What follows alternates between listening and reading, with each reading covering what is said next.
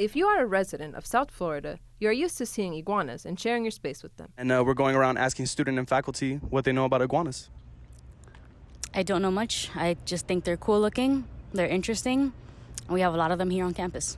Even when we are used to seeing them all the time, we may not know much about iguanas, so today we will help you explore their world. They are some of the largest lizards found in America. Like other reptiles, iguanas are cold-blooded and egg-laying animals with an excellent ability to adapt to their environment. A study by the University of Florida showed that there are iguanas running free in South Florida due to people that used to have them as pets and then let them loose. Miami-Dade College campuses are no exception, and iguanas have made some campuses their place to live. How do you think the iguanas came about on campus? I think we intruded on their space. Okay. So they were here and we just started to rent out their space. So they're here. They're just part of the natural landscape of Floridian geography. Iguana species vary greatly in size, color, and behavior. Some species, like the green iguana, are quite common and also are the longest of them. They can grow between 5 to 7 feet. Fun fact, their tail makes up about half their total length.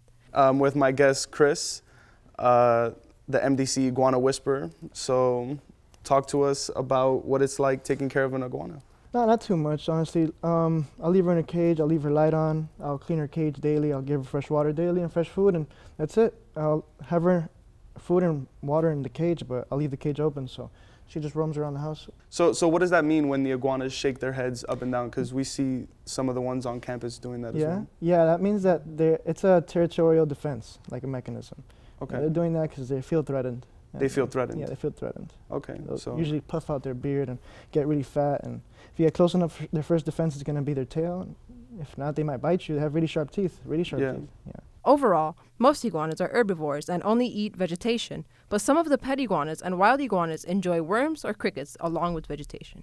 So what's the lifespan of the average iguana? Well, the average iguana in the wild would probably be 15 years. In a household environment, it's a lot less. A lot less? Yeah, the care is it's pretty extreme for these animals. They're kind of meant to be out in the wild, exposed to sunlight, with access to water and the vegetation at all times. When they're in a household, you kind of control everything for them, so they could be very demanding at times. At home, I have 2 light bulbs, 2 power suns. Okay. 160 watts, which kind of replicates the UVB from the sun. I can tell you that these animals aren't, for kids. A lot of parents like to get these animals for little kids, and they're not for little kids. They need sunlight, they need calcium, they need the proper diet, not just lettuce, and they need love, Since they don't need to actively hunt for their food, iguanas typically spend their days lounging in the sun to keep warm, and from time to time, they will get up for a snack. They are very docile animals, but some males can be territorial. But even so, very few attacks have been reported. This is not a common behavior of them. Also, it's very important not to feed them. If they get used to it, they will come to you when you are eating. Their big size can be very intimidating. They're very calm animals. They don't do any harm. And on misbeliefs, then they will bite you or they will tail whip you. They will only do those things if you pick them up or you harm them. Even if you were to feed them, they will not accept the food directly. You will have to put them down on the ground. So yeah, there is no precise danger of having iguanas around North Campus. Actually, I find it more pleasing to the eye, specifically on the hot summer days when you just see them basking. So yeah, just leave them alone. Final messages you might want to say to people? Any warnings about caring for iguanas or anything they should look out for on campus? Just stay away from them. Stay away from them? Yeah, stay away from them.